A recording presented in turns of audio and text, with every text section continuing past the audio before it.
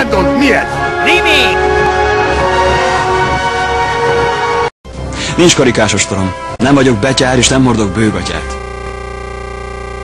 A világ egyik legszebb és legnehezebb nyelvét beszélem. És rajtam kívül még több millióan értik, hogy mire gondolok, amikor azt mondom. Mákos Pistát. A család nevem megelőzi a Pistát. És nem örülök, hogyha a turisták összekeverik a Mákos Gubát. Büszkén gondolok Mátyásra, az igazságosra. Az anyák megmentőjére. Rodolfóra és Paplacira. Szeretem a keresztnevemet, Erős Pistát, a Téri Villamost, a Mákos Gubát. És igenis, nálunk élnek a világ legszebb női. Magyarország, én így szeretlek.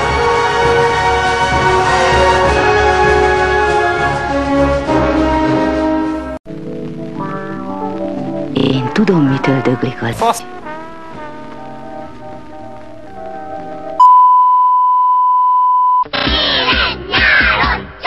Fasz.